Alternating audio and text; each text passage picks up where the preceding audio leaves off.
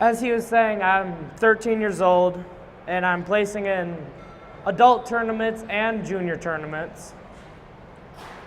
I'm a 3-time junior state champ for the state of Michigan. I've placed in 6 national championships, and I'm fishing against adult anglers all over the country.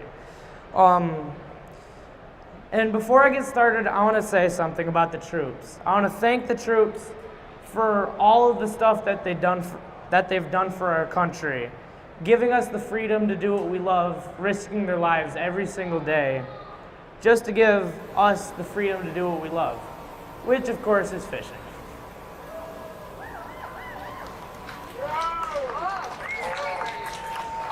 And again, before I get started, as he said, I'm fishing in adult tournaments, and I'm fishing against very high-ranked adults. So that means that my techniques have to be very technical to place in the tournaments against these very high-ranking adults. The first bait we're going to be talking about is, I like to call it the cat rig. Some call it the double fluke rig or the donkey rig, but I like to call it the cat rig. Basically, it's 2 flukes, and they're just imitating injured bait fish. Let me get into the rigging of this. First, a rod. I like a rod that's a little shorter than 6 feet, but it's still got parabolic rod play. But here I'm using a rush rod, medium heavy, 6 feet 6 inches. It's just a great rod for this technique. And the rigging of this bait, it's pretty technical. So you see how those baits, when I jerk them, how they're all over the place, both go in different directions. Well, how I do that, well, first, let's start with the main base of the line. So the main line, I like to have 15-pound braid. And then on that braid, I like to have a barrel swivel. This barrel swivel, oh, grabbed the wrong one. As you can see, this barrel swivel slides up and down this line. And that's the key to having those baits go everywhere and wherever they want. And then on that sliding barrel swivel, you want to have an 18-inch, 8-pound fluorocarbon leader with a 4/0 EWG hook with your favorite fluke type bait on. And the other barrel swivel, the barrel swivel that's connected right to the main line, I like to have a 24-inch, 8-pound fluorocarbon leader with, again, the 4/0 EWG hook with your favorite fluke type bait on. Okay, let's get started on how to fish this rig. So, as you can see, what you want to do is you just want to toss out or cast out your cat rig, and then you see when they land, they're already apart. And you just let them float down just a little bit. Oh, there's already fish all over it. They're looking like injured bait fish, injured bluegill, injured shad. Oh my God, they're all over that thing. Well, as you can see, they look like injured bait fish, and they're going everywhere they want to go. And that's just imitating an injured bluegill or whatever those bass are looking for. Shad. But how you want to fish this is you want to have loose line. You see how that line's just sitting on the water right there? And you just want to pop the loose line and reel in between jerks. That gives those baits the freedom to go where they want to go, and they just look like injured bait fish, which a bass just cannot resist. And if you're fishing where the bass are schooling and busting the bait right out of the water, you want to have technique that looks more like this.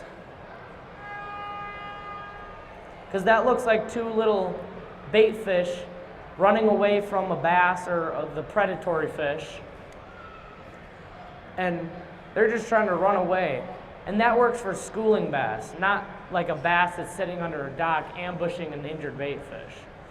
This is for outer in the points of a lake or wherever the bass are schooling. And that just works just great for the technique because that's not something they see before. They normally see one bait fish or the bait, but this time they have two. And why do I like to have two? One, because it gives the bass a little bit something different to look at. And the second is I want to get two fish in one cast because that just works good for tournaments. Less casts, less time, more fish. So if you do hook into when you do hook into a fish, if I could hook into one right now, what you want to do is you want to play that fish because as I said, there's two baits on here and you want one bass or one whatever fish you're fishing for to eat the one bait, then you want another bass to come and eat the other bait. So if you play that fish, that gives them more time for the other fish to come and eat the other bait. And that's when that parabolic rod play comes into handy because you can really play those fish. Oh, there's one looking at it. Well, I have a little story for you guys. If you get two smallmouth on this rig at the same time, it's nuts. Let me just tell you. One time I tied a plastic bag onto my cat's tail because I seen a YouTube video on it, so I thought it was funny, so I was like, why not try it? So I took a plastic bag and I tied it onto my cat's tail and I let him just run. And this thing, hello? Oh, it's back. This thing was everywhere, running up the curtains, over the couch, into the wall. It was crazy.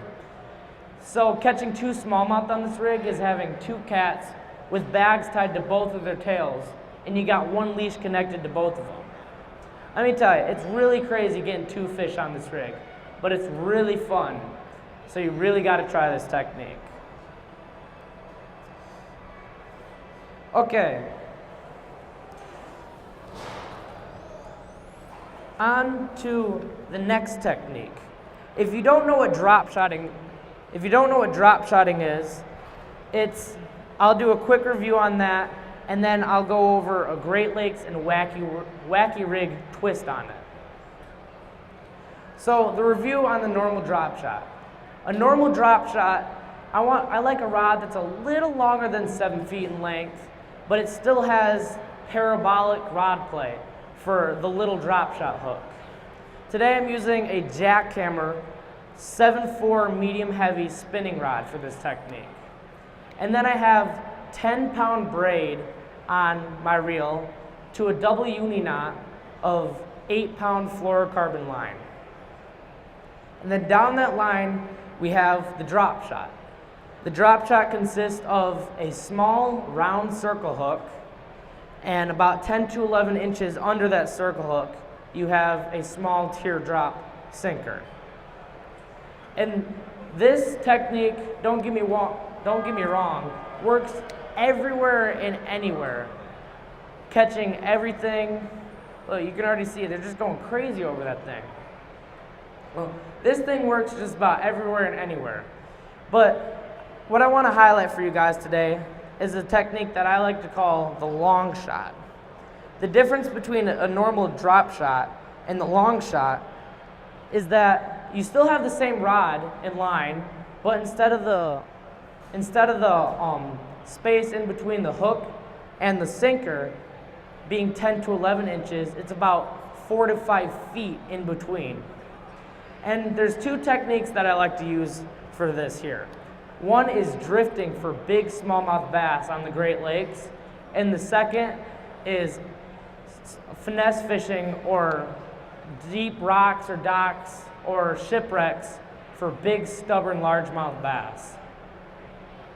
Okay, on to the first technique, well, the first situation.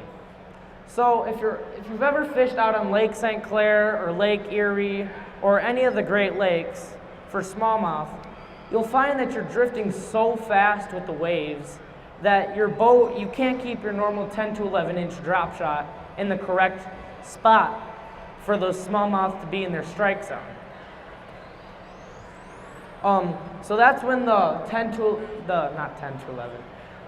4 to 5 foot long shot comes into play. I like to use the long shot because when you're drifting at the angle, well, there's no current in here, first of all. So I'm just gonna reel it for saying that's like the waves. But you can see that the lure, or where the hook is, or the bait, is in the better spot for a strike zone than the normal 10 to 11 inch drop shot would be. And that just gives you more fish because it's like right in their face for the smallmouth. And it just works great. And normally I like to use something with some kind of curly tail or paddle tail, like a curly tail grub or a paddle tail swim bait for this technique, just because you're drifting and it gives that tail just a lot of action. The second technique I like to use it for is finesse fishing or wacky rigging for big, stubborn largemouth. You're probably thinking, how am I gonna wacky rig with the drop shot, with the long shot? So what you wanna do is you wanna cast it out. What you wanna do is you're gonna cast out your drop shot, your long shot, and you're gonna put your rod at like the 10 o'clock position. And your sinker is gonna stay in the same exact spot. Put your rod at the 10 o'clock position, and you let your sinker, your lure, sink down. You want to stay connected with your bait as it sinks down. And once it reaches the bottom, you want to go, once it reaches the bottom with the sinker, you want to let it get to the bottom. And there it is. You want to put your rod at the 10 o'clock position. And then you want to pull your rod. No, you want to let your rod go down with the bait. And once it reaches the bottom, you want to lift your rod back to the 10 o'clock position. And you want to try to do that without moving the sinker. It's kind of difficult, but when you're in rocks, like deep rocks or a shipwreck or a dock, it's a lot easier than a smooth surface like this pool. But once it gets down there, you want to follow it down, reaches the bottom, and you pull it back up to the 10 o'clock position. This gets those really stubborn, big largemouth from under the docks or the shipwrecks to come out and just destroy your little, well, you want to use like a little wacky worm for this technique. I have a little swim bait on for these trout, but you want to have, let it sink down. And normally they hit it when it's sinking down. These things are all over this. Even the trout like it. But the bass, when you're fishing for those stubborn largemouth, you'll get those ones that you wouldn't have got with just a normal drop shot or a normal wacky rig. Okay, on to the next technique.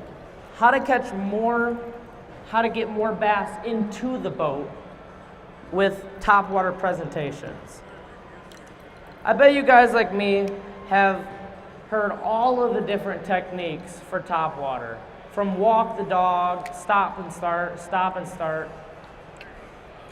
I've heard them all. And yes, they do get bites, I'm not saying that, but which one gets the most bass into the boat? Which one gets the most bass into your live well? Well, I'm gonna be teaching you guys 2 retrieves that get more bass into the boat. Okay, so the first technique is just wanna cast out your topwater bait, popper or any kind of topwater bait. You just want to have a smooth rhythm back to the boat. Just pop, pop, pop, pop, pop, pop, pop, or walk. What that does is that it gives the bass the angle to line up on your bait and the timing right for a bass to blow up on your topwater presentation. Just pop, pop, or walk.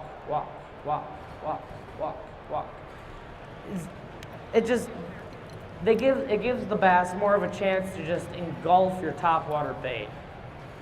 And that's what I like about it. And the second one is crazy, crazy easy, but it's really hard for all of us to do. So what you want to do is you want to cast out your topwater lure, and then you want to have the smooth retrieve. What you want to do is you just don't look at your lure. Just smooth retrieve and just look at anything. Just look at the crazy jet skiers that might kill themselves, or look at the trees, look at the birds. It doesn't matter what you're looking at. Just listen to that topwater bait. Chug, chug, chug, chug, chug, chug. And once you hear that distinctive splash of a bass hitting a topwater lure, then you just want to lean into the fish. And that's where the rod comes into play. Today I'm using a 7.4 medium heavy, big sexy casting rod. I like to use this rod for topwater lures because one, topwater lures have treble hooks, and this gives the parabolic rod play for those treble hooks to stay in a bass's mouth. And it's better for big, big bass, smallmouth or largemouth. And it keeps those fish on the hook, and it gives them the power to bring those fish in the boat. And to launch your bait out. So that's the two techniques to get more bass into the boat with topwater presentations. Okay, the next technique has just swept the nation in bass fishing. It's called the Ned Rig. It was made by an old Kansas angler, and he was trying to make a lure that would catch 100 bass in 4 hours. And an old guy named Ned made the Ned Rig. And this, trust me, this thing catches fish after fish after fish. Oh, you can already see there's one looking at it. Oh. So, the rigging for this technique. I like to have a rod that's longer than 7 feet in length, almost just like the drop shot rod, because it gives it that parabolic rod play for the light line and the little hook on the Ned Rig. So, the rigging for the Ned Rig part. I like to have a smaller weight, like a 1/16 ounce head, and the bait that's on here, the Ned Rig, it looks like the cut off end of a Senko or any kind of stickworm. Z-Man makes a product called the TRD that works great for this technique. It just looks like it's just half like the 2-inch off the end of a stickworm. And it just works great for this technique. And there's 3 techniques that I really like for this technique. The first one is the swim, glide, and shake retrieve. So what you want to do is you want to cast out your Ned Rig. You want to put your rod at the 10 o'clock position. Let it sink, let your Ned Rig sink down to the bottom. You want to do two or three rotations of your reel. 1, 2, 3. And that swims that bait. You can already see there's some looking at it. And then you stop reeling and it lets that bait glide down to the bottom. And then you want to wait. You want to wait for a little bit, and you just want to put like little you want to put little S curves in your line. As you can see my line, it looks like a big wavy snake. Oh. And what that does is that drives those bass or trout or whatever you're fishing for just insane. So you put your rod at the 10 o'clock position, and 1, 2, 1, 2, 3, or 1 or 2 rotations of your reel. You won't stop biting that. Then you stop and let it glide down, and then just shake your Ned Rig. Put little S curves in your line. That's the first technique. The second one is the hop and bounce. The hop and bounce is different. You, again, put your rod at the 10 o'clock position. What you want to do is you want to do 2 rotations of your reel really fast. Just 1, 2. And what that does is that hops that bait, and then it bounces. And trust me, that drives these trout or bass just insane. Oh, just 1, 2. You can see how that bounces, and It just drives the bass crazy. Let's see if I can get a trout to eat this. 10 o'clock position, 1, oh, 2. Right there. Oh, there he is. Oh, it came off. But this technique is just great for catching bass or fish after fish after fish. The next technique is the straight swim. I like to use this as like, you guys know what a spy bait is. I'm basically spy baiting this, basically just using this Ned rig as a spy bait. I'm letting it, I like to use a depth finder or like a fish finder for this rig, because I like to use this on schooling bass. Oh, they're all over that Ned rig. I like to use it in schooling bass. I like to put my rod at like the 10 o'clock position again, and I count my bait down to where, like how deep the schooling bass are. And you just want to reel it where it doesn't like swim to the surface or it doesn't sink. There it is. And they just go crazy over this rig. Like every fish just loves the Ned rig. Speaking of just fish after fish, and I recently made a YouTube video on this, and I said where to fish the Ned rig. I said to fish it, I said, focus your efforts in water.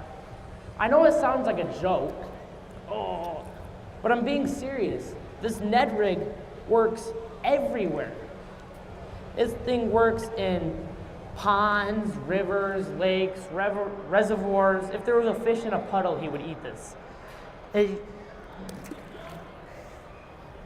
And when you're fishing this rig, always remember, catch, release, and repeat.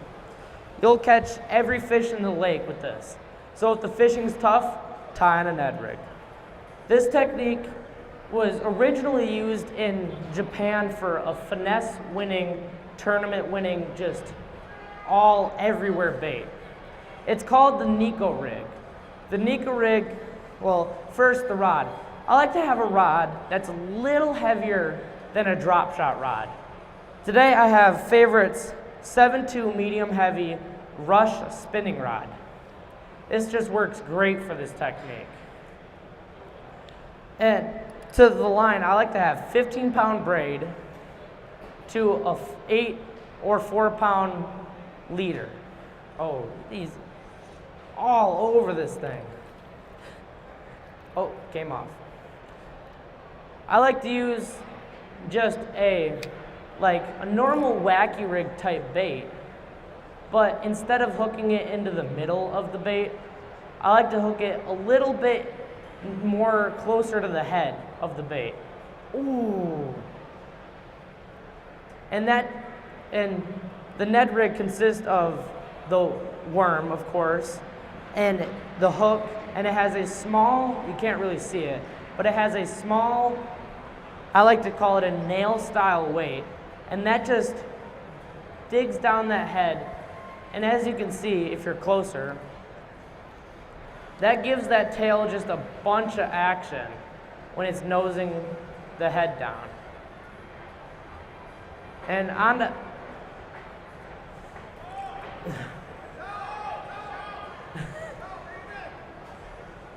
this technique just works great, and it will catch fish after fish after. Oh man, he ate that. Oh. Oh, I lost my bait. I lost my bait right there. Good thing I brought some more. But the technique, it will catch fish after fish after fish, as I said. On to how to rig this thing. I have, there it is. It already has the weight in it. And instead of hooking it in like the middle where my fingers are, like right there, you want to rig it a little closer to the head. And that, as I said, it digs the head down and it gives that tail more action. I like to fish this a little different than most. I like to fish it where it almost never touches the ground. or the bottom of the lake or pond or wherever you're fishing this. So I let it sink down, and I go shake, shake, shake before it hits the bottom of the lake or pond or wherever you're fishing this.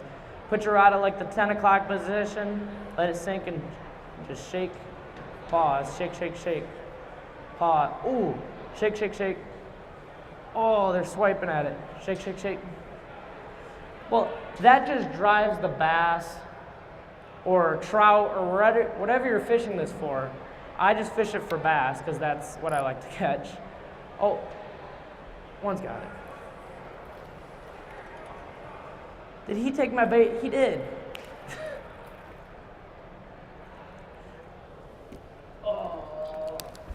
Oh, wow. You're really crazy. Just spit some line out of his mouth. Well, he's hooked good. Well, this technique works really good for just fish after fish after fish. Oh, man. And that's why I use that rod, because it gives it that play for these fish. Let him go. There it is. Thank you guys for coming and just listening to me speak about my techniques. If you guys have any questions about anything else that I didn't talk about, if you want to take pictures or anything, after I park the boat, I'm going over to the edge of the pool here, and you can just ask me any questions you want, and I'll try to answer them as best as I can. And thank you guys for coming and listening to me. It means a lot to me. I need to catch one more. Oh my God! I like catching fish. I'm sorry. Oh my God! That is a tank. That is an actually